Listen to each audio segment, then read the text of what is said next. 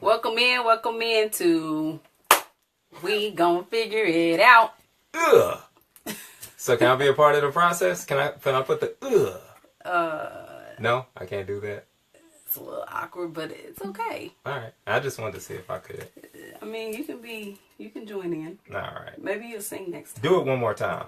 And I might surprise you. Come on. I'll be in there with you. Let's do it. Welcome in to We Gon' Figure It Out. Ugh. All right. Oh, that was horrible. Hey, y'all. Come on in. Hey, Letty. First time viewer. Whoop, whoop. So, today's episode is about what? Introverts and extroverts. I have no clue as to why we're doing this show. Because we're doing this show because Rochelle requested this show. Clearly, both of us are extroverts. That is not true. We're both the most outgoing people. Like, I've been referred to as a social butterfly in most circles. Now, y'all, those of y'all who really know Andrew know that is not the truth. That is absolutely the truth. And Sharon, can you vouch for that? No, she can't. Yes, she's busy doing what she's doing. And Sharon is watching. We also have another subtopic that we're going to talk about, love languages, because we were asked a question about love languages. So we're going to get to that question a little bit later on. Yes. We're going to talk a little bit of Thunder talk because a lot has changed with the Thunder. Indeed. And we're going to give some personal updates on, because we've had a very, very, very interesting week. What's going on, Matt? Oh, I'm sorry. Look at me being inappropriate with this. Hey, she. So we're going to figure it out. And the thing we're going to figure out today is introverts and extroverts. How do we get along? How can we get along, right? So Letty said I can. So what's your take on what do you feel like by definition an extrovert is? I think an extrovert is a person who can, go up and start conversation and really don't get uncomfortable in situations where there's a crowded room or, I think they just feel comfortable in a social setting. Right. And that's it? Just social, just being outward socially? Probably not, but that's just a quick definition. All right. So for me, quick definition for me, and I'm not going to look up the actual, because my personality type wanted to have the two definitions written down so we could talk about it. But for me, an introvert, speaking from experience, is a person who's not necessarily, first and foremost, we are not crazy. Okay? We're not always plotting or thinking something. We're just individuals who kind of keep our thoughts inward. We're not always scared. We're not always, leery of a situation. We're not shy, so to speak. We just sometimes are more reserved about we have a more reserved personality. Okay. So in other words, we can be in the room and I'm having just as much fun at the party or just as much fun at the social setting that we're at. Mm-hmm. But I don't have to dance, sing, and be seen or heard or anything like that. Like, from a extrovert standpoint, do you feel like you should always have to be heard? No. You see what I'm saying? So, because I think, that's the negative side that I think when people look at extroverts, they think that they're always wanting to be, they always want the attention. Want to be the center of attention? Yeah. No. And it just sort of like with introverts, we're not always sitting back plotting to kill somebody or, oh my gosh, or just, we're not always angry or we're not always mad. Sometimes we're comfortable with our own, with our thoughts. Even in a social setting, we're comfortable just to be there with you. Okay. And so, the big question is, with you having your personality type the way that it is, and I have my personality type, how does that work for us? So let's go back to when it didn't work for us. Because it didn't work. It almost killed us. Yeah. There was no us initially because you couldn't understand why I am the way that I am. Right. I don't think I had ever encountered an introvert as introverted as you are, if that's a way that I could explain that. Well, because I think when we first met, I didn't realize that's who you were. My natural personality. Right. Because we talked for hours. Right. And then I talked for a living.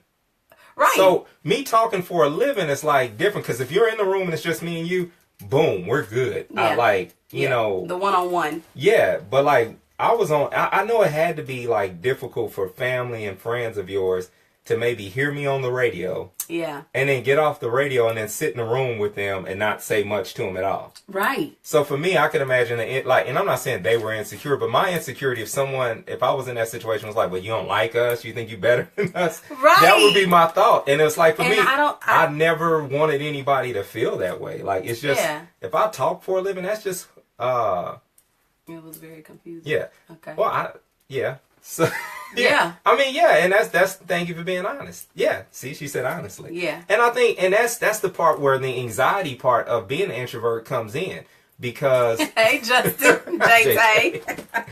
I think that's the part that causes the most conflict for us that are people who are introverted but may have a job or have our people who even just have expectations to be outward. Mm-hmm. Because me just being with an outward person, when people meet the two of us for the first time, it's like, oh, Gina's out there. So, yeah. So Andrew obviously dances and sings. Yeah. And no, I don't dance. I don't. I have no rhythm. You see at the beginning of the show, she's doing the music and the We Gonna Figure It Out. Like, okay, I'm y'all, this guy knows all the music. I mean, like, it's very few songs I don't know. That's kind of how we kind of connected, because we had a lot in common when it came to music. But I would like, okay, so sing it for me so I can know what you're talking about. No, and don't ever ask me to sing it, because I won't sing it. But I just need a snippet. I will repeat the words to you. Yeah, and I'm like, I need the tune. I will literally read like rolling down the street, smoking it, but I will not sing it.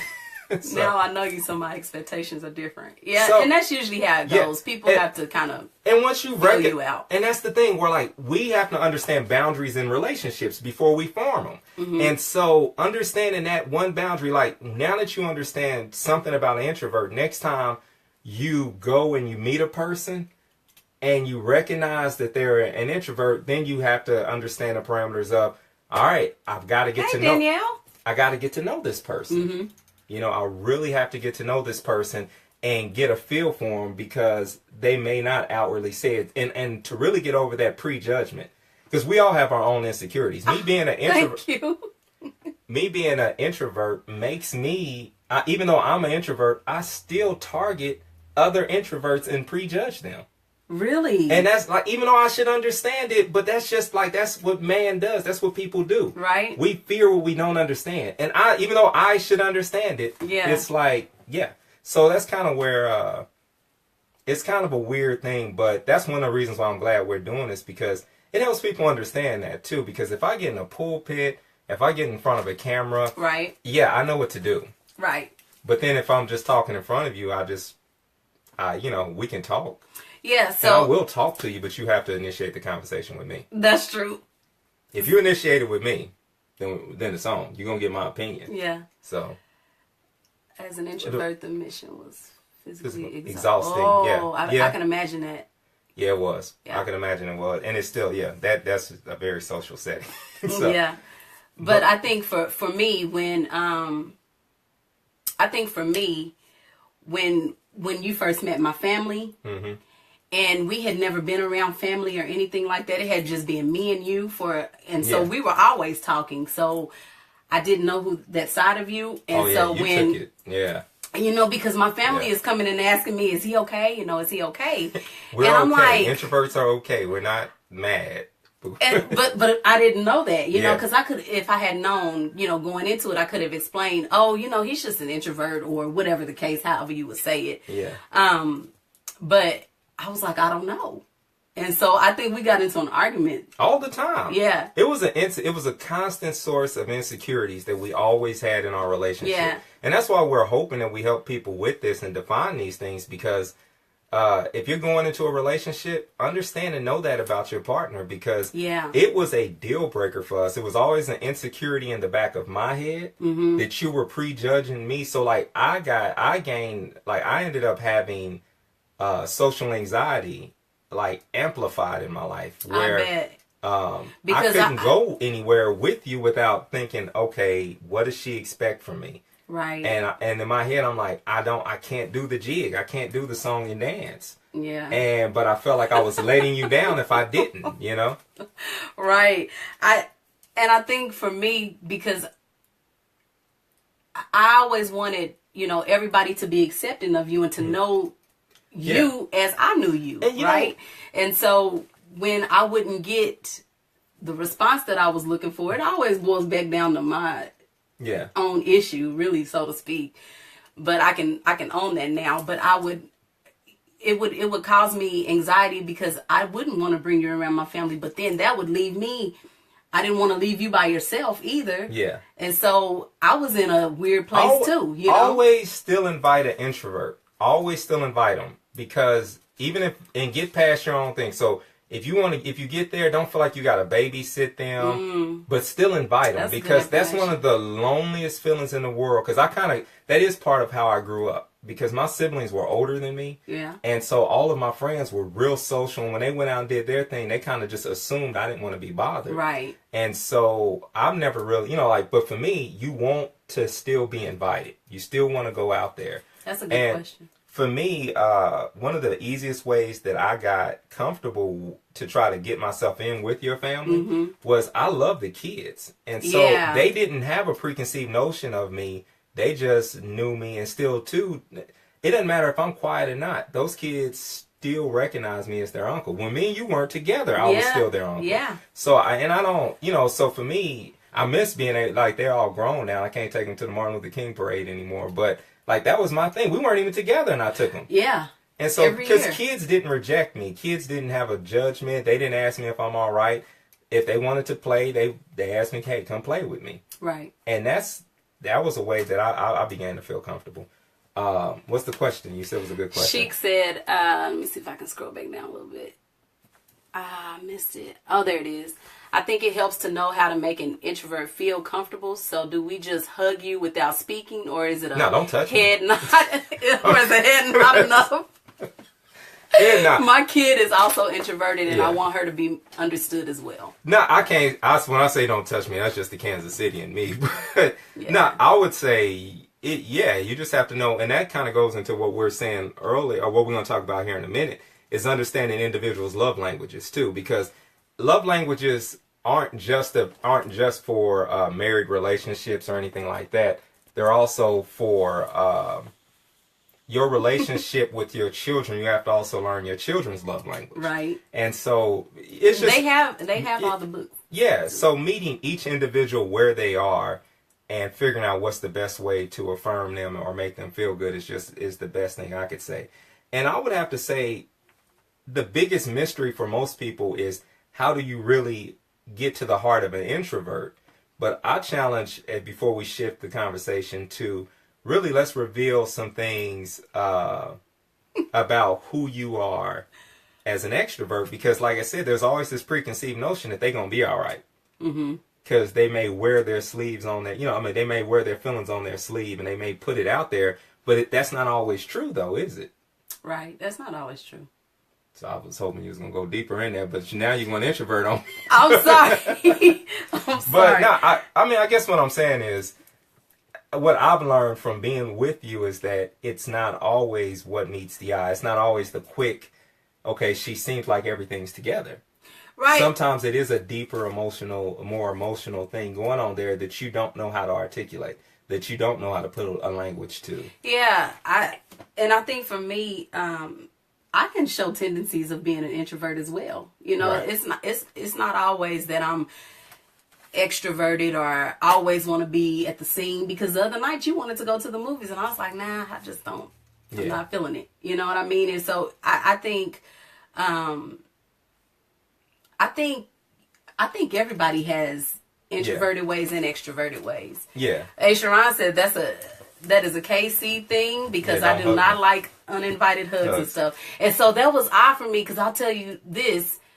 You remember the first time I met the kids? For the very first time, and I hugged the kids, and you was like, why did you hug my kids? Well, that was also just like, we was just dating, and you hugged my kids, and that was kind of like, I was still, because when you're dating, you just don't hug my kids. But I like kids, and so I didn't, that's what we do, here in, I guess that's in Oklahoma, but. Oklahoma's real touchy. When I first moved here, I had to do, every time we talked, he was like, and just kept touching me. I'm like, bro, you can tell your stories without touching me. And I do that. I suspected that something was going on. I was like, does this dude got a crush on me or something? Oh, like, I was my gosh. weirded out by it because I had never been touched in a It's conversation. Southern. Sheikah says it's yeah, Southern. I'm pretty, yeah, it's Southern charm. And So, I do because, you know, if I'm talking even new people, Yeah. and if we're in a good conversation, I'll be like, you know. we married and I'm still like, yeah. All right, so we were asked the question about, and really we can go real quick before I transition over. We can go deeper on this introvert, extrovert thing. If you think of a question or something, we'll always put some in the comments and we'll revisit this because I think one of the important reasons why we talked about this is because in any good relationship, when you're talking about we gonna figure it out, I think the best thing to do to figure it out is to really just put a wholehearted effort in there to figure these things out. These are conversations you should have ahead of time, Yeah, especially that's before true. going into any big commitment, moving in together. Of course, I want you to be married if you're moving in together. That's just the Pastor Drew side of me. But you know, any big commitments that you're gonna make, you need to be able to figure those things out, and so you can have a loving relationship because that was a very, very tough thing for us to Yeah, overcome. it And I was. really think we still deal with it. It's fleeting, but I don't think we deal with it as much. Right. So, yeah. All right. Oh yeah, you were introverted when you were younger, Shatina. Yeah. So this book, 5 Love Languages, we were asked a question kind of related to this book.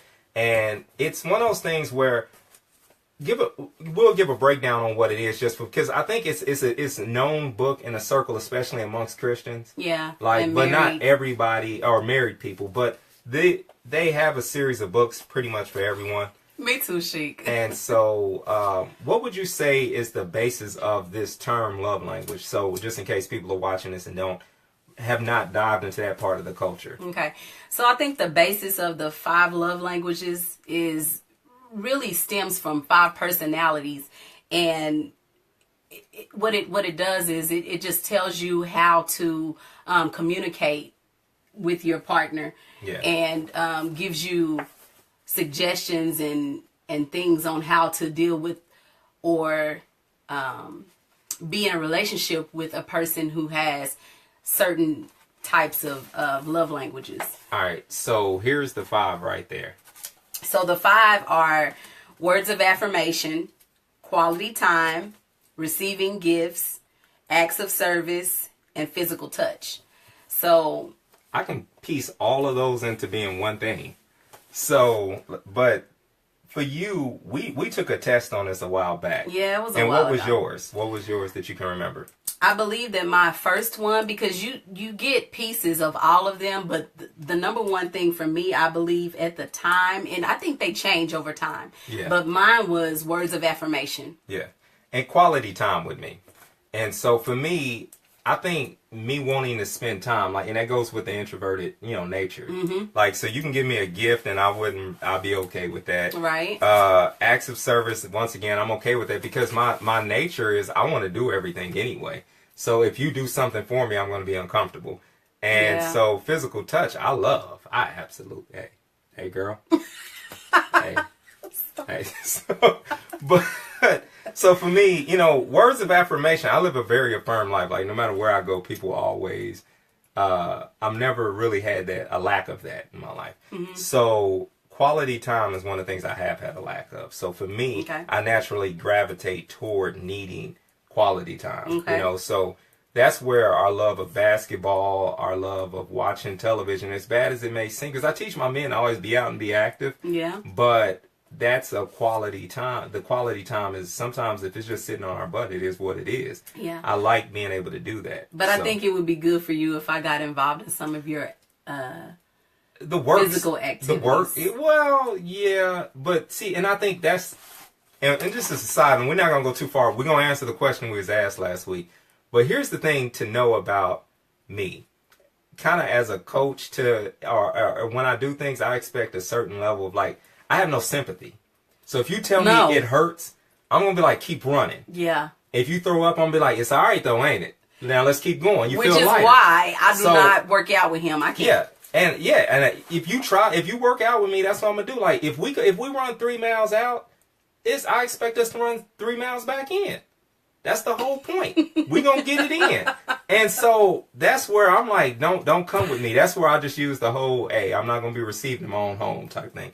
But the big question that we were asked about this, is it better to marry someone with the same love language? And you have an opinion on this, and you also went and did the research on it too. Yeah, so I'll give you what the research says, and it's from the guy Gary Chapman who wrote the book, and he says that it's easier to marry someone with not better, but easier.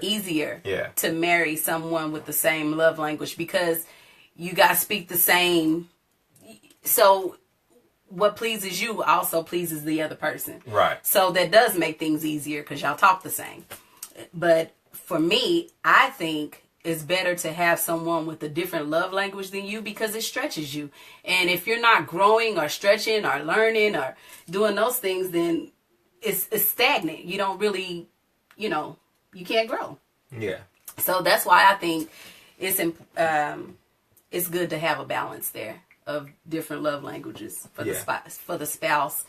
Each spouse to have something different. I think, it creates I'm not saying that it's a bad thing, but I'm just saying it creates a challenge, like you said. I think it's a good challenge. I mean, I think you don't want anything too easy. I think it's kind of fun to be able to be uncomfortable and switch things up sometimes. Mm-hmm. Because if both of us like the same thing, that's easy at first. And to be honest with you, that it's a romantic side to that. Yeah. But I think it's something worth fighting for, to be able to go from here to then get along with the person and meet them where they are. I really love that idea. What's Cheryl say? We would too, Cheryl. She said, dang, if both Jerry and I gave each other gifts, we'd be broke. That's true. And that's true. That's true.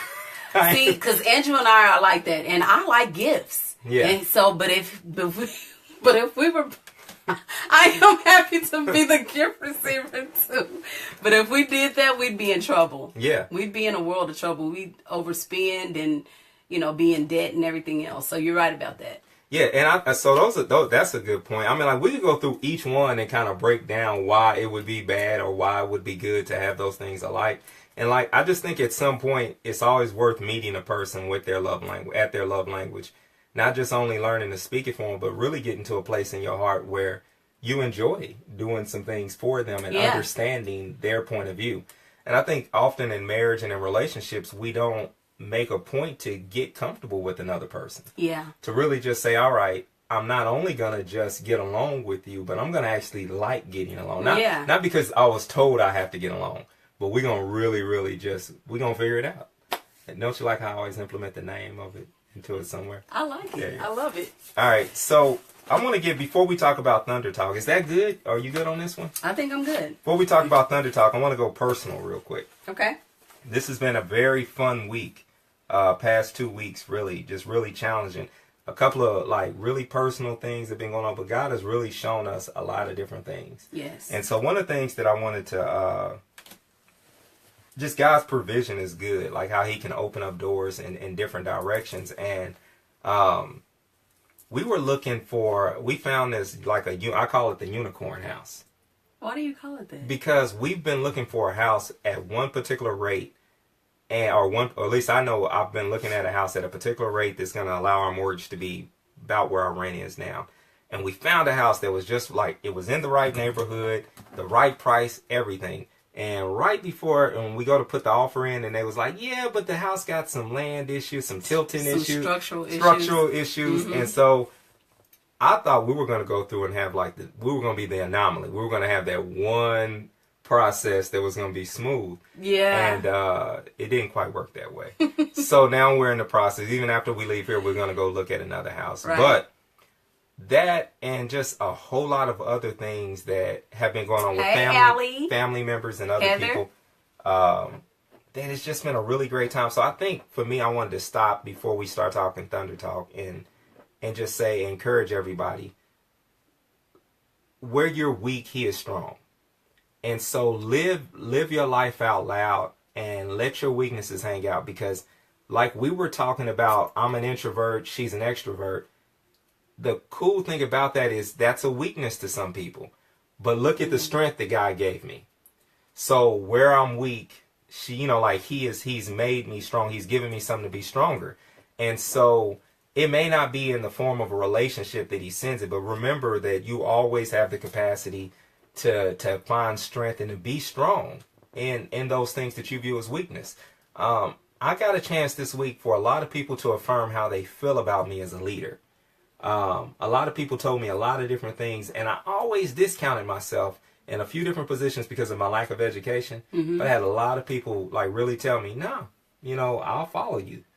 And that was one of, and I, you know that, but then when you think about it, it's just like, where I keep looking at education as a weakness, it's like, but yet and still, because of that lack of education, that makes the testimony, it makes my life even stronger. Right. And so in that, I just say, just keep the journey and keep going. All right. That's good. Good. Look at you. I'm so proud of you. Yeah. Once again, touching's not my thing. I'm just all right. So Thunder Talk. All right. Time for us to talk about the Thunder. Now the Thunder finally, they pulled off a trade. You asked me last week, do you think that the Thunder would be able to trade somebody? And I said, we don't have any desirable pieces to trade off. Yes, you did. And I really didn't want, emotionally, I didn't want to see Morrow go. I didn't either. He's like that, he's that uncle that he's been just living in grandma's, back room, attic, basement. Every family's different. It was back room. But and I'm used to him being around. You know what I'm saying? And even though he wasn't getting in the game too much, but still, he was the fastest gun in the West. He was ours. And I didn't want to see him go. I did want to see Payne go, though. I was getting a little... He was trying to create his own offense to get himself back in rhythm, and that was just annoying. Yeah, I agree. Bye, Morrow. Sheik, no. Yeah. He's gone. But, I liked what he did on the bench. You know, he was always encouraging. Like yeah. He led Somebody had to guys. take Thabit's place. Thabit. Remember? Yes, I remember Thabit. So, I think Joffrey Laverne was always only trade bait because his contract was going to expire anyway. Right. But then you look at, like you said, Payne. I don't feel like we're gambling out when you got Westbrook who plays like he plays. Yes. And Christian stepping up the way he did. And then if you look at the Blue, if you ever watch the Blue play, we got a few point guards in the stash. So I feel good about that. But what McDermott brings, and see, I hate to say it like this, but it seems like every good team needs to have a shooter. Yes. I'm gonna leave off the descriptive part. I know what you're thinking though. Of a certain ethnicity. Yes. I agree. I'm just saying the Clippers got one. Yes.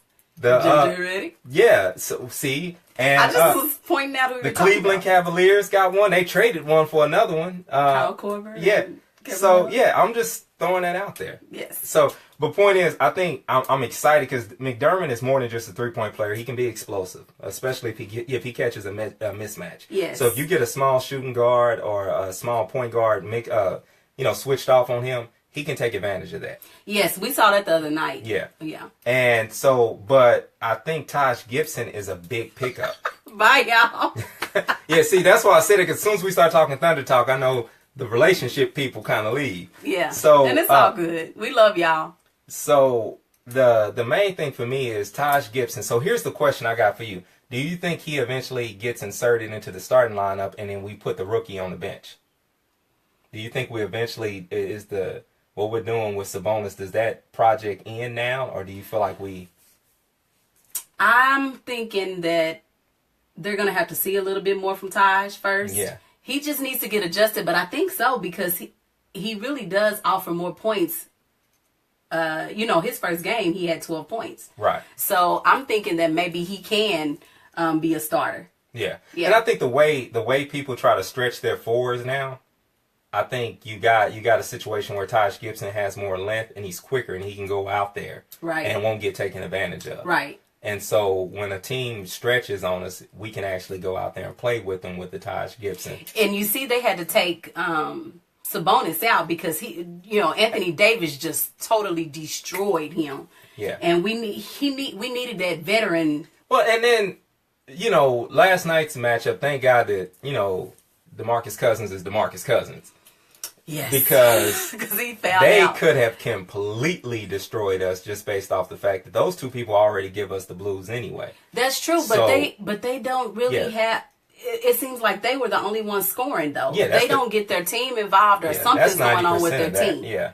So you People know, they're mad at eventually LaMelo. tired. Yeah, they mad at LaMelo's coach, the high school boy. Yeah. But Alvin Gentry's doing the same thing down there. That's exactly what he's doing. He's just like, just get a ball to them too. Yeah. And just calling it a day. I mean, and you got Drew Holiday. I think for them, I think it's unfortunate for them because it just seems like he's just working through those two guys, and it doesn't give the people around them. It doesn't showcase They ain't their got no talent right stuff. now. Jared But Jack, I mean, you got come it. on. He was on the bench anyway. But I mean, But so as far as the Thunder, now that they've got this depth, where do you think we're going? What do you think? You think we're 6th seed now? I think the biggest test is going to be this week because we get Utah coming in, Yeah. and we got Portland. But what do you think? You think we got a chance to move up to a 6th seed, or do you think we're firm in that 7? I need to see what they do against the Jazz. Yeah. You know, but we pulled off a victory against them without without the depth Gordon that we Hayward have. is dunking on cats right now. Like, I know. He's actually dunking on it don't look right.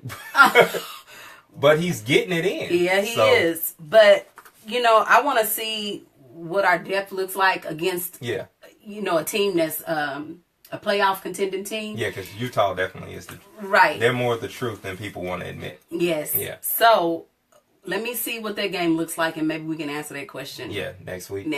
All right. Yeah. So that's Thunder Talk. We've talked about introverts and extroverts. So if you just joined in, make sure you go back and, you know, like it works well for any relationship. You know, it could be the relationship you have with your boss. It could be the relationship you have with anybody. If you recognize they're an introvert, the main thing is to not prejudge them. And please, whatever you do not assess any type of mental health issue to them because of them being a quiet person. Do not assess them. I'm like, do not, you know, assign anger to them just because of it. I understand people fear what they don't fully understand, but please do not assume that if a person's quiet, that they've got stress or they got a whole lot going on. They may be they're crazy. I mean, I would hear that, so you know, a lot. Like crazy. I didn't like that, but you know, just those terms, and you know, something's wrong. Everybody always assumes that there's something wrong. And I think the other thing is, and vice versa, we don't always want to assume that a extrovert is a person who's boisterous and conceited or seeking attention. That, you know, like that that's just their very nature. They're excited about things. Yeah. And so loud. Yeah. That's the big thing. Everyone says that was a problem for you. Well, yeah, I just don't like loud people. Well, I'm sorry. I'm gonna be loud. Yes, you are.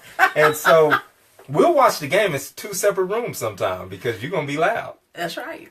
And make no apologies. So we also talked about love languages and answered a few questions about love languages. So make sure you go back and you check out the beginning of the video if you just hopped in at the end. Yes, please do. And if you got a topic and something that you want us to discuss, please make sure you let us know, and we will definitely get it on and talk about it.